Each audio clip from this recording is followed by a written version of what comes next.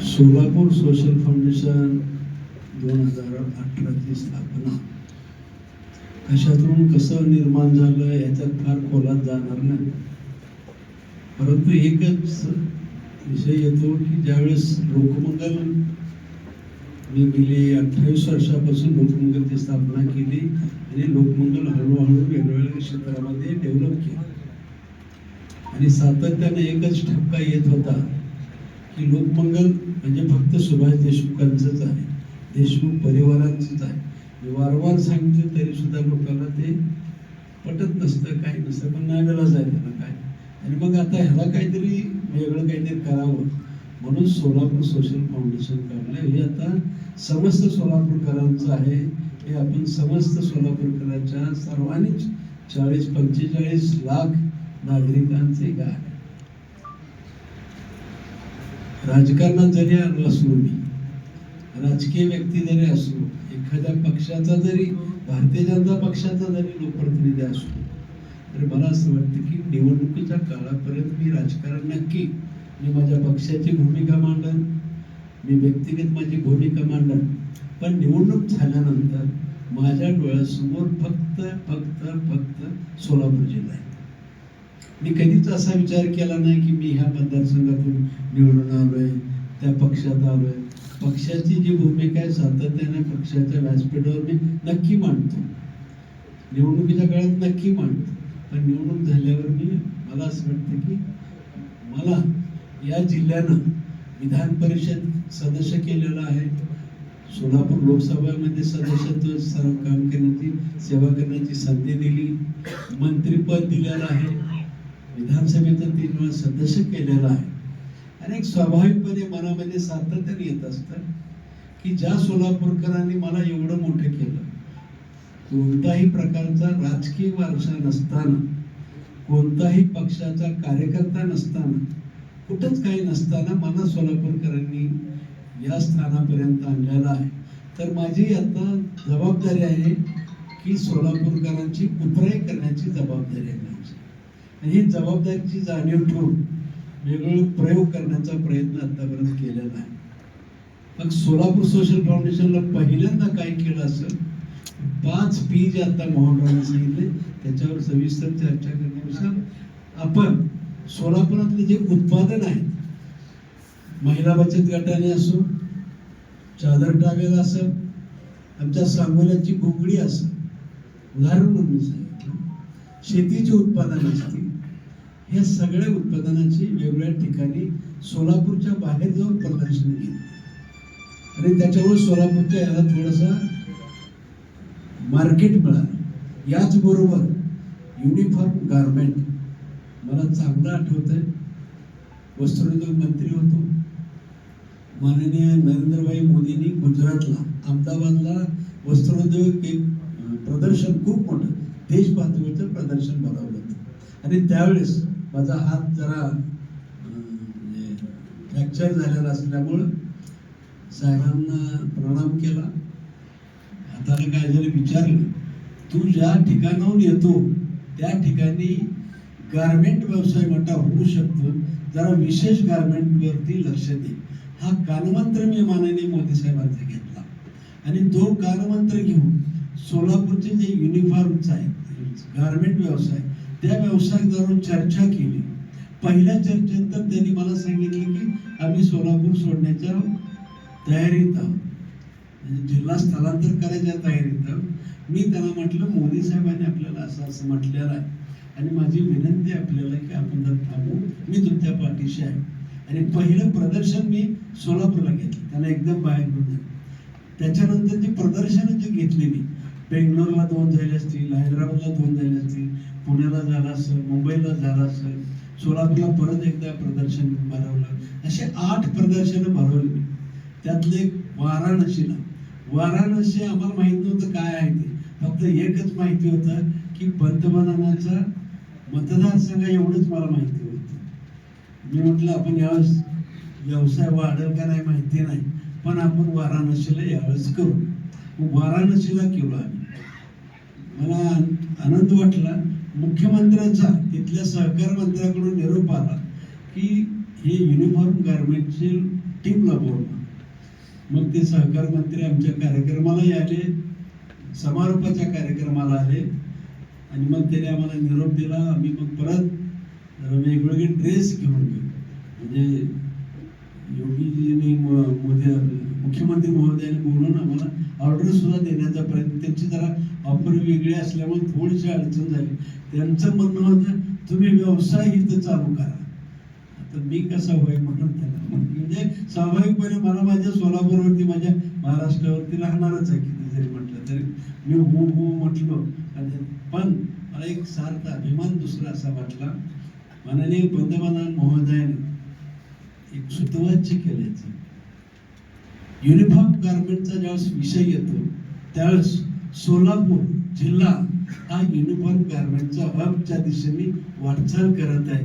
हे जे त्यांचं 1 सेकंदाचं 1 मिनिटाचं जे वाक्य होतं, माझ्या दृष्टीनं वाराणसीचं जे प्रदर्शन भरवलं ते सार्थक झाल्यासारखं वाटलं. आणि मग हाच आधार घेतला.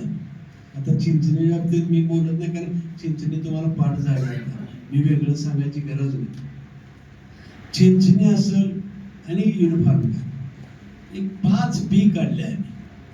आपल्याला काय प्लेसेस म्हणजे काय, चिंचणी एक गाव झालं. जसं की आता पंढरपूरमधली तर सगळी गावं मी सांगू शकतो पुढे, पण तेवढा तुमचा वेळ वाया घालवतो. अशी जी गावं आहेत, आमची तीर्थक्षेत्र आहेत, ऐतिहासिक स्थळ आहेत, प्रेक्षणीय स्थळ आहेत, काय अशा ठिकाणचं मार्केटिंग करावं. किंबहुना भविष्य काळामध्ये कृषी पर्यटनावरती सुद्धा भर देण्याचा विचार आहे. कारण या जिल्ह्यात कृषी पर्यटन वाढायला खूप संधी आहे. तो सुद्धा मी करायला, म्हणजे प्लेसेस, प्रोडक्ट, जे प्रोडक्ट जो अनुभव मला चिंचणीचा आला ठिकाणाचं मार्केटिंग करायचा, तो उत्पादनाचं मार्केटिंग. ज्यावेळेस मी प्रदर्शनं भरवली होती त्यावेळेस घोंगडीला सुद्धा चांगलं मार्केटिंग झालं. मला आठवतं की एक सत्कार सुद्धा आमच्या सोलापूरला पंतप्रधान महोदय आले त्या घोंगडीनेच केला होता आणि त्याच कार्यकर्त्याकडून करून घेतला. तसं युनिफॉर्म गारमेंटचं जे मार्केटिंग झालेलं आहे आणि त्याच्यावर मला वाटलं की आता युनिफॉर्म ते प्रॉडक्टचं मार्केटिंग, म्हणजे प्रॉडक्ट हा P तो घेऊन प्रॉडक्टचं, मग शेती उत्पादन असतील, औद्योगिक उत्पादन असतील, महिला गटाने छोटे छोटे उत्पादन केले त्यांना सुद्धा मार्केटिंग करून द्यायचं काय. ह्या दोन्ही झाल्यानंतर मी दोन्हीकडचंही पाहतो. ज्यावेळेस चिंचणीचा विषय येतो त्यावेळेस तिथले स्थानिक लोक चिंचणीचं पर्यटन स्थळ व्हायच्या अगोदर बऱ्यापैकी बाहेर कामाला जात होती. आता मला सार्थ अभिमान आहे, चिंचणी पर्यटन झाल्यामुळं, क्षेत्र झाल्यामुळं आता स्थानिक रोजगार त्याच ठिकाणी निर्माण झाले. त्याच गावात, एका छोट्याशा गावात 70-75 गावात घरं असलेल्या गावात जर पर्यटन क्षेत्र वाढलं तर रोजगाराला कशी संधी आहे ते कळालं. आणि युनिफॉर्म गारमेंटमध्ये आजही त्यांना किमान 5,000 लोकांची कामगाराची गरज आहे. म्हणजे तिथं नोकऱ्या मिळू शकतात. आणि तिसरा जो P आहे तो प्लेसमेंट, म्हणजे नोकऱ्या कशा वाढतील. हे पर्यटन क्षेत्र वाढलं, मार्केटिंग, प्रॉडक्टचं मार्केटिंग झालं, स्थानाचं मार्केटिंग झालं, तर आम्हाला नोकऱ्या एक मिळू शकतात. आणि मग नोकऱ्यावरती आम्ही जास्त भर द्यायला, कारण सोलापुरातला प्रत्येक गावातला तरुण हा गावातच राहायला पाहिजे, तालुक्यातच राहायला पाहिजे, जिल्ह्यातच राहायला पाहिजे. त्याला कधीही बाहेर जाऊन, त्याच्यावर मी नंतर बोलतो, पण मला त्यासाठी आम्ही प्रयत्न करतो. पर्सनॅलिटी, माझ्या या गावातले अनेक कलाकार वेगवेगळ्या क्षेत्रामध्ये काम करतात. कोण खेळाडू सुद्धा आहेत, कोण मोठे उद्योगपती आहेत, कोण IPS IAS अधिकारी आहेत. मला असं वाटतं ह्या सुद्धा लोकांचा मान सन्मान त्या गावामध्ये झाला पाहिजे, त्या तालुक्यामध्ये झाला पाहिजे. ही लोक, ही आमची जे आयडियल लोक आहेत, आयडॉल म्हणून आम्ही महाराष्ट्राला दाखवले. जसं की उपळ गाव आहे, उपळ्यासारख्या गावामध्ये 3-4 अधिकारी IAS अधिकारी, 3-4 अधिकारी IPS अधिकारी असतील. हे गाव म्हणजे मला असं वाटतं मॉडेल, की ज्यावेळेस केव्हा माणसांचं मार्केटिंग आम्ही केलं पाहिजे. आमच्याकडे ही मोठी माणसं आहे, एकापेक्षा एक मोठी माणसं आहे, त्यांचा मान सन्मान करावा असं एक मला वाटलं. आणि म्हणून म्हणजे आम्ही पर्सनॅलिटी म्हणून 4थं केलं. आणि 5वं जे P आहे ते पोल्युशन, म्हणजे पर्यावरणावर जे आपण विचार करतोय. मला असं वाटतं की सोलापूर जिल्ह्यामध्ये वृक्ष लागवड कमी आहे. सोलापूरची स्वच्छता असेल, हरित सोलापूर असेल, हरित जिल्हा करण्याचं काम, अशा 5 वेगवेगळ्या P वरती काम करतो. काम करत असताना आपला रोजगाराचा एक विषय भेडसावणारा जिल्ह्याला विषय. जिल्ह्यामध्ये मला असं वाटतं की तुम्हालाच आव्हान करतोय, तुम्ही पंढरपुरातले आहात सर्वजण. आम्ही पांडुरंगाच्या दर्शनाला लाखो लोक येतात आणि आम्हीच हळूच कुजबुज करतो. पांडुरंग गरिबांचा देव म्हणतात. 100% खरं आहे. गरिबांचा देव आहे का? 100% आहे. पण मला असं वाटतं की पैसेवाल्याला सुद्धा आकर्षित करायकडे, कारण पैसा आला की ऑटोमॅटिक सगळ्या गोष्टी येणार, गरिबाकडे कोण येणार आहे. आणि म्हणून मला असं वाटतं की आम्ही याही चिंतन केलं पाहिजे. आमचे धार्मिक स्थळ, जसं मला नेहमी वाटतं, एक शिर्डी गाव, त्या शिर्डी गावावरती साईबाबांची कृपा झाल्यामुळं शिर्डी गाव महाराष्ट्रात, देशात, जगात नावारूपाला यायला लागलेलं आहे. त्याच्या अगोदरचे आमचे पांडुरंग आहेत, त्याच्या अगोदरचे आमचे स्वामी समर्थ आहेत, त्याच्या अगोदरचे आमचे ग्रामदैवत सिद्धरामेश्वर आहे, त्याच्या अगोदरच आमचं कुडल संगम आहे. कुडल संगम तर 14च्या अगोदर मला वाटतं काय प्रसिद्धीच होतं का नव्हतं, आत्ता थोडंसं प्रसिद्धीच्याच होता. मी काल तिथं जाऊन आलो तर तिथं आता ते सांगत होते, आता आमच्याकडे गाड्या भरपूर यायला, आता आम्हाला जरा भक्त निवास करायचं. म्हणलं थांबा, भक्त निवासाला दुसरा मार्ग काढ. उत्पन्न वाढायला लागलेलं आहे. आणि म्हणून मला असं वाटतं की आपल्या धार्मिक स्थळ खूप मोठ्या प्रमाणात आहे. आपण सुद्धा आपल्या माध्यमातून धार्मिक स्थळांचं सुद्धा आख्यायिका काय आहे हे सुद्धा आपण जरा थोडंसं आपल्या माध्यमातून महाराष्ट्राच्या, देशाच्या पुढं आली पाहिजे असं मला वाटतं. या निमित्तानं आपला सगळा रोजगार वाढणार आहे. आणि याच ठिकाणी आमच्या सोलापूर जिल्ह्यातले शेतकऱ्यांचे प्रॉडक्ट असतील, औद्योगिक प्रॉडक्ट असतील किंवा बचत गट, मी सुद्धा ह्यांना सुद्धा आव्हान करणार आहे, आपले जे प्रॉडक्ट आहे ह्यांचं एकत्रीकरण करावं.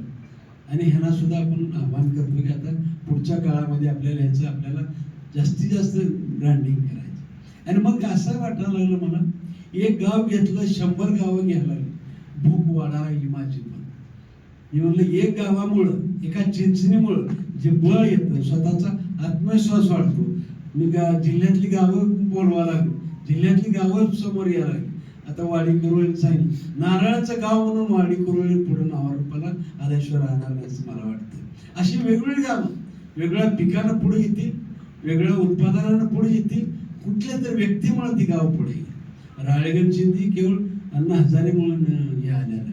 आणि मला या निमित्ताने आपल्याला आपल्या प्लेसेसचं, आपल्या प्रॉडक्टचं सगळं तुमच्या हातात आहे. तुम्ही जरा सगळ्या गोष्टी या पूरक कराव्यात असं मला वाटते.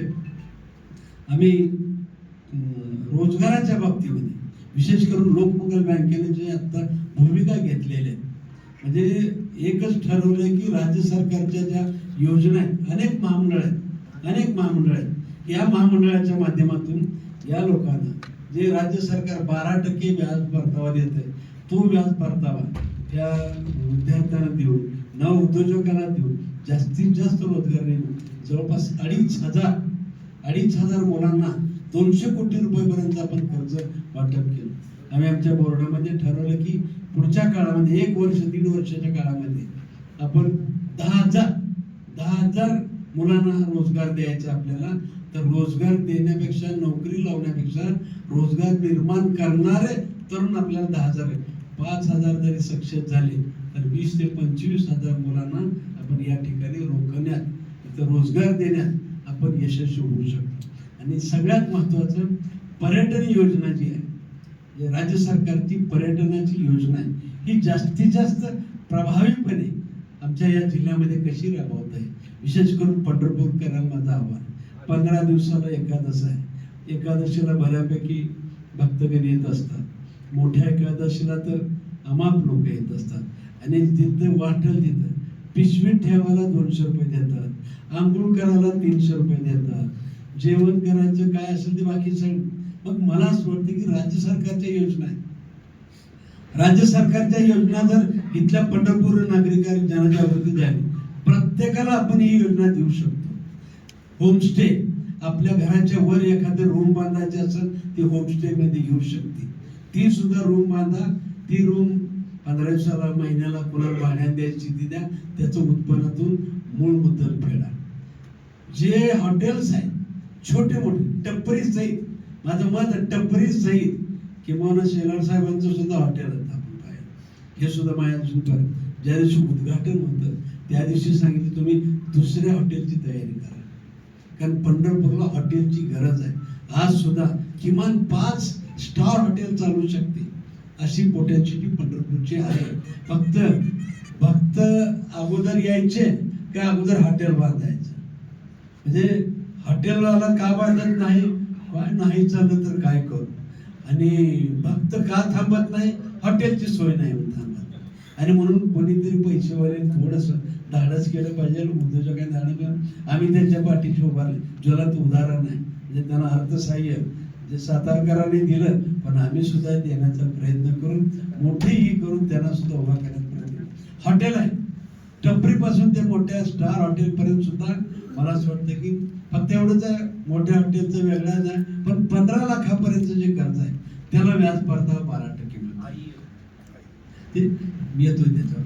मला असं वाटतं की हॉटेल आहे, होमस्टे आहे, याच बरोबर मला आपल्या पंढरपूरमध्ये जे पदार्थ आहेत, पूजेचे पदार्थ, साहित्य आहे, जे आता मूर्त्या बनवतात, पांडुरंगाच्या मूर्त्या बऱ्याच ठिकाणी बनवत असतील असा माझा अंदाज. ह्याही लोकांना 12 लाखापर्यंत कर्ज आपल्याला या निमित्ताने देत आहेत. सगळ्यात महत्वाचं मला असं वाटतं की इथं टुरिस्टच्या गाड्या, जे लाईट व्हेकल असं टुरिस्ट ट्रॅव्हलचे मोठ्या बस असतील, ह्या सुद्धा जर आपल्याला घ्यायच्या असतील त्यांना सुद्धा 15 लाखापर्यंत 12% व्याज देत आहेत. सगळ्यात महत्वाचं आता पुणे मुंबई सारख्या लोकांना स्टार हॉटेलपेक्षाही शेतात राहायचं बरं वाटतं असं माझं मत आहे.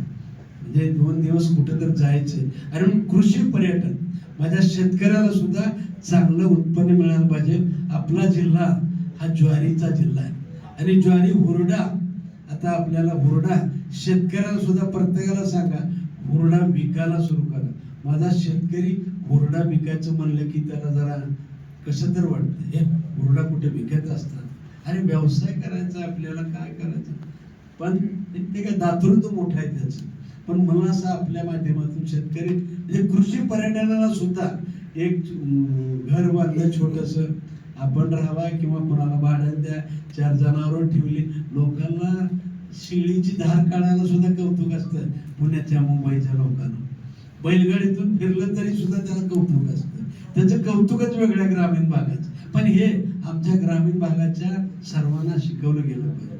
आणि मग मला असं वाटतं की सरकार सुद्धा, मला वाटतं देवेंद्र फडणवीसला बहुतेक भविष्य किंवा अंतर्ज्ञानी असतील असं वाटतं कधी कधी, कारण अनेक लोकांनी कर्ज काढलेले आहेत, पुरुष मंडळींनी कर्ज काढले आणि बऱ्यापैकी थकलेले बी आहेत.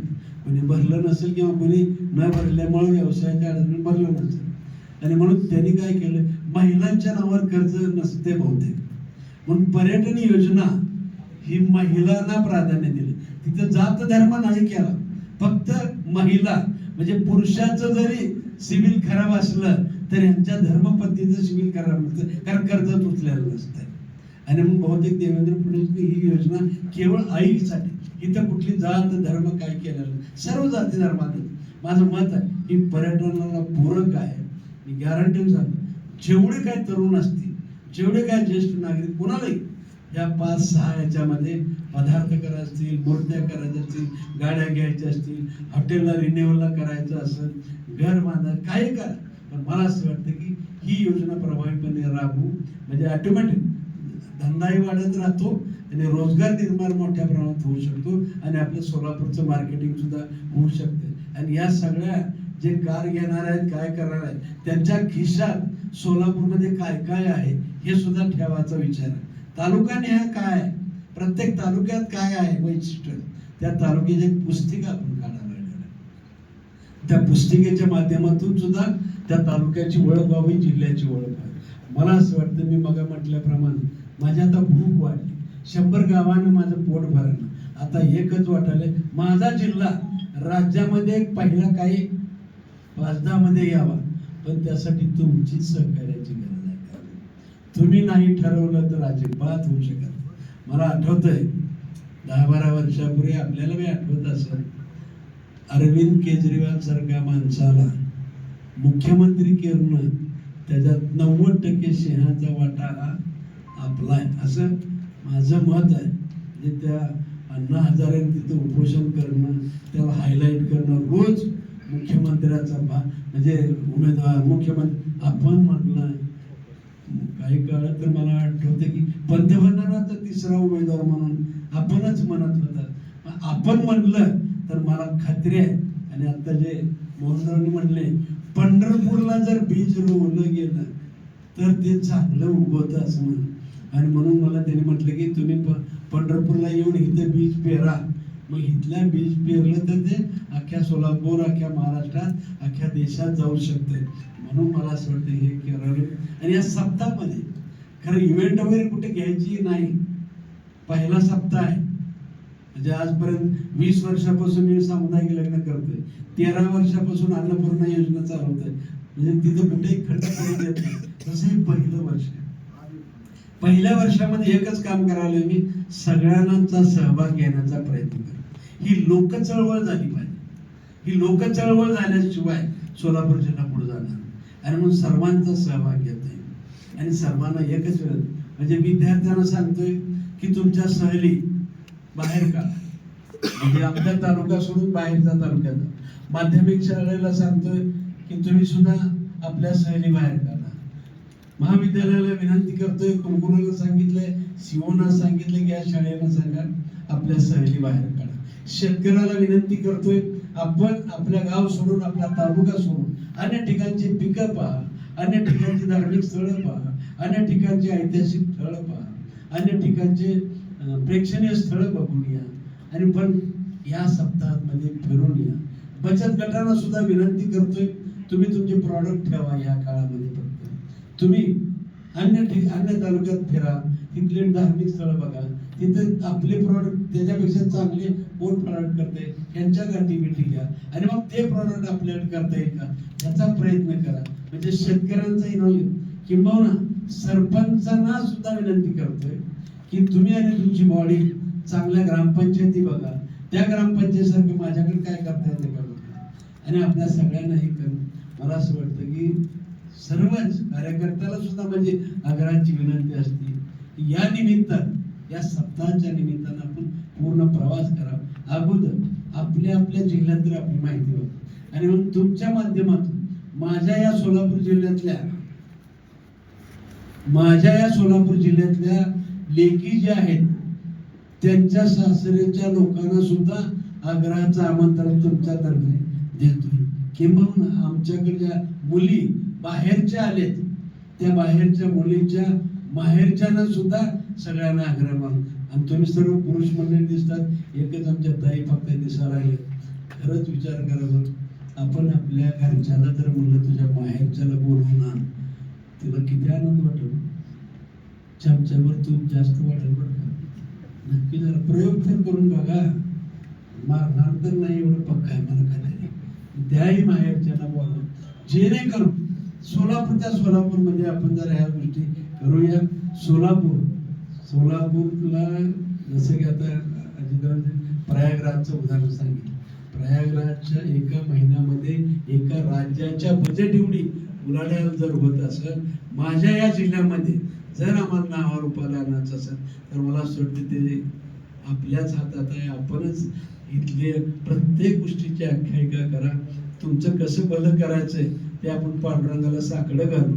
तुमचं सुद्धा भलं करायचा या निमित्तानं प्रयत्न करू. सगळ्यांचं आपल्याला भलं करायचं, शेवटच्या माणसापर्यंत भलं करायचं. आता ते माझ्याकडे नव्हतं, मी काही विषय सांगणार नव्हतं, पण ते मोहनराव माझ्याकडे सोपं कुठला इव्हेंट नव्हता.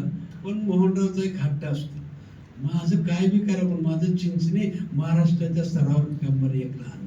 मग आता कसं असतं, आपलं लाडकली इकडं असल्यावर जरा लाड करावाच लागतो. जरा खोडकर असो कसं असो त्याचा लाड करावाच लागतो. मग त्यांनी मला म्हटलं की साताऱ्याला मिटिंगला घ्या. आता साताऱ्याला उद्या शनिवारी मुक्कामाला चाललंय, साताऱ्याला मिटिंग घ्यायला. त्यांनी सांगितलं एक कार्यक्रम फक्त पालकमंत्र्याचा ठेवा. घेतो बाबा. पालकमंत्र्याला विनंती केली, 28ला पालकमंत्री येत आहेत. मला हे काय सांगायचं की बाबा मी बाहेरच्या लोकांना बोलवलं, पालकमंत्र्याला बोलवलं. पालकमंत्र्याला मी म्हटलं सातार बरोबर, पालकमंत्री सातार. हा मी सकाळी एक दिवशी फोन केला पालकमंत्री महोदय, आम्ही सोलापूरकर साताऱ्यावर प्रचंड प्रेम करतो बरं का, मनापासून प्रेम करतो. म्हणजे स्थलांतरित झालेलं गाव जरी असेल तरी त्याला विकसित करण्याचा प्रयत्न करतो. एखादा उद्योजक अडचणीत साताऱ्याचा असेल त्याला उभा करण्याचा प्रयत्न करतो. आमच्या गावचं, आमच्या जिल्ह्याचं पालकमंत्री पद सुद्धा साताराच बघतोय. म्हणजे आमचे मालक सुद्धा साताराच आहे. हे सगळं सातारा आहे. तर आमची विनंती आहे की सातारच्या मूळ गावाला तुम्ही यावं आणि तुमचं प्रेम सातारकरांच्या लोकांना इकडे बोलवावं. आणि म्हणून मी एक फक्त अट घातली त्या दोघांना, म्हणजे शेलार साहेबांना आणि मोहनरावना. त्यांचा हट्ट आहे म्हणल्यावर माझा बी राजहट्ट वगैरे असणारच की माझा. मी एकच अट घातली, पालकमंत्र्यांना बोलतो, मी स्वतः येतो, पण किमान 2000 सातारकर यावे म्हटले. मग पुन्हा मला अट घातली की तुम्ही तिथे या, मग आम्ही आणतो. बरं बाबा, आता काय तुपासाठी गोष्ट खावं लागतं म्हणल्यासारखं मला परत साताऱ्याला मी जाणार आहे. आणि मला सगळे पालकमंत्री 28 तारखेला इथे येतील. आणि तुम्हा सर्वांनाच नम्रपणे विनंती आहे, ही सोलापूर जिल्ह्याची जत्रा आहे असं समजून जत्रेला आपण सर्वांना बोलवतो. आपल्या मित्र कंपनीला, आपल्या नातेवाईकाला, सर्वांना बोलवतो. जत्रेला सरकार पैसे देत नाही. जत्रेला जसं लोकसहभाग गावात वर्गणी करून जत्रा करतो, तसं मला असं वाटतंय जिल्ह्याची जत्रा आहे. जिल्ह्यात सुद्धा लोकसहभाग, लोक चळवळ झाल्याशिवाय माझा आपला जिल्हा हा नावारूपाला येऊ शकणार नाही. नकारात्मक बोलायचं बंद करू, सोलापुरातलं सर्व सकारात्मक बोलू आणि सोलापूरचं नाव लौकिक करू. त्यासाठी तुमचं सर्वांचं सहकार्य मिळावं एवढंच पांडुरंगाच्या चरणी प्रार्थना करतो. आपण आलात